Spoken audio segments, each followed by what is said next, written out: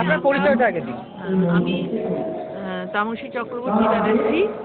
হ্যাঁ, আমরা এই নাগরিকদের সচেতন করবার জন্য যে উদ্যোগ আমাদের নেওয়া হয়েছে গণচেতনার মাধ্যমে, আমরা বিভিন্ন ধরনের অনুষ্ঠানের মধ্যে দিয়ে সেই চেতনার জায়গাটাকে তৈরি করবার আমরা চেষ্টা করছি।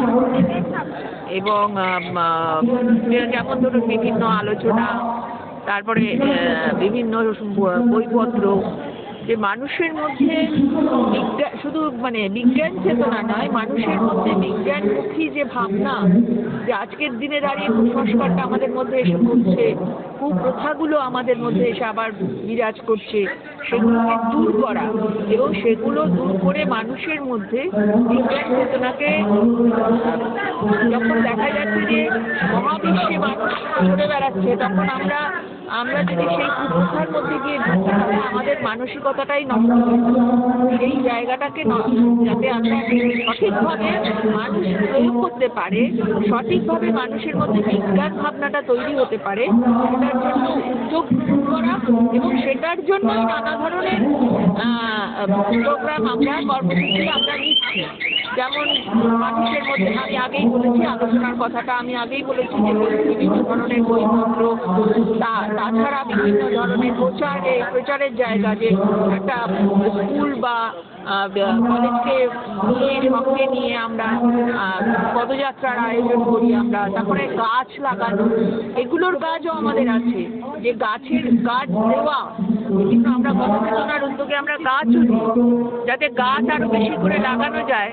যে পলিউশন আজকে সারা ভারতবর্ষকে গ্রাস করছে, যে আপনারা জানেন যে দিল্লিতে কালো অন্ধকারে ছেয়ে গেছে, আমাদের এখানেও মাঝে মধ্যে বিভিন্ন অঞ্চল একদম পলিউশনের হাই লেভেলে থাকছে, সেইটাকে রোধ করতে আমাদের গাছ আমাদের প্রাণ বাঁচায়, তাই সেই জন্য গাছ লাগানোকে আমরা বিশেষভাবে উদ্যোগ নিয়ে আমরা করবার চেষ্টা করি।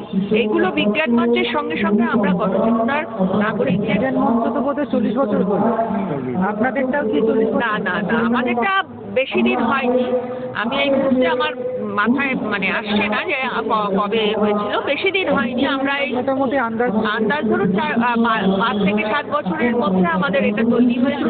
কিভাবে আমাদের এই যে মানুষের মধ্যে এই যে বিভিন্ন ধরনের কুপ্রথা, তারপরে মানুষের মধ্যে বিভিন্ন ধরনের আক্রমণ সংগঠিত হওয়ার মধ্যে দিয়ে তারা আরো বেশি করে ঘরের মধ্যে ঢুকে যাওয়া, মহিলাদের ওপর আক্রমণ হচ্ছে ক্রমাগত, তার বিরুদ্ধে প্রতিবাদ করা, এগুলো মহিলাদেরকে প্রতিবাদী মুখ করা, এইগুলোর যে উদ্যোগ নেওয়ার প্রয়োজন হয়েছে নাগরিকদের মধ্যে থেকে, আমরা সেটা কোনো রাজনৈতিক দলের পরিপ্রেক্ষিতে এটা চলছে না, সমস্ত নাগরিকদের সমবেত করাটাই হচ্ছে আমাদের মূল কাজ, এবং সেইখান থেকেই আমাদের বিভিন্ন বিষয়ে প্রতিবাদ করাটাই আমাদের হচ্ছে। প্রাথমিকভাবে আপনারা কতজন ছিলেন?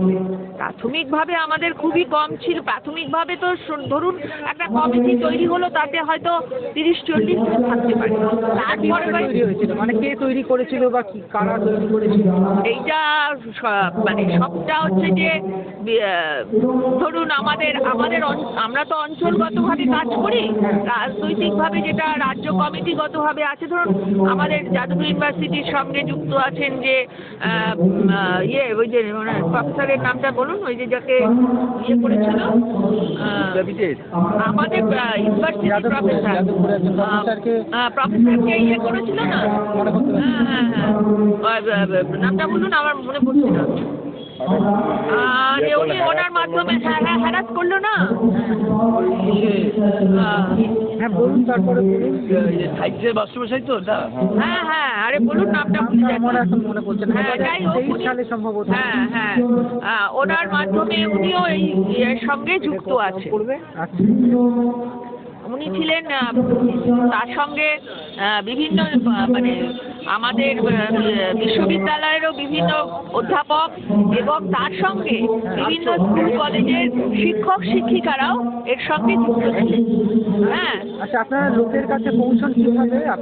আমরা এই যে ধরুন এই যে আমাদের কর্মসূচির মাধ্যমে আমরা যাই, লোকের কাছে গিয়ে কথা বলি, লোকের কাছে গিয়ে আমরা আমাদের বক্তব্য জানাই। হ্যাঁ, বিভিন্ন বিষয় নিয়ে আমরা কথা বলি তাদের কাছে।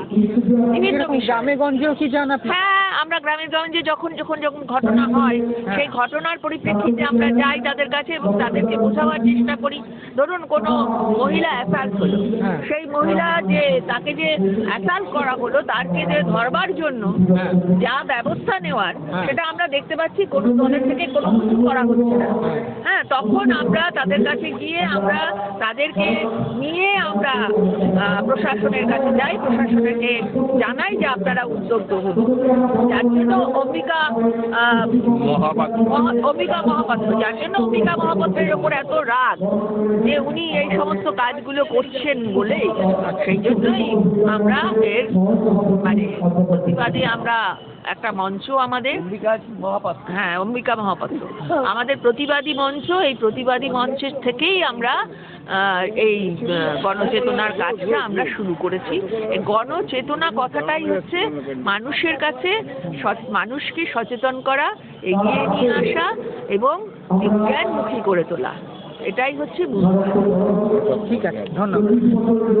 আচ্ছা, আপনাদের সাথে যোগাযোগ করতে গেলে কিভাবে কেউ যোগাযোগ করবে সেটা একটু বলে দিন। আপনারা যেমন ধরুন আমাদের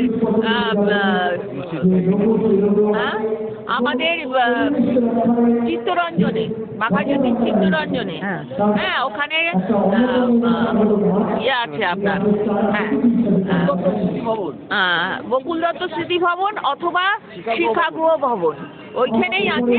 আপনার অন্নপূর্ণা বাস স্ট্যান্ডের থেকে নেমে একটু এগিয়ে গিয়ে বাঁদিকে ঢুকলেই আপনি দেখতে পাবেন বকুল দত্ত স্মৃতি ভবন বা পিআরসি, পিপুলস রিলিফ কমিটি, যেটার মাধ্যমে মানুষের চিকিৎসার বন্দোবস্ত করা হয়। দাঁড়ান, আপনার পয়সা দেব, চিকিৎসার বন্দোবস্ত করা হয় সেইখানে আমরা আমাদের যোগাযোগ করলেই আপনারা পেয়ে যাবেন, আমাদের সঙ্গে যোগাযোগ করতে পারেন। ঠিক আছে, ধন্যবাদ।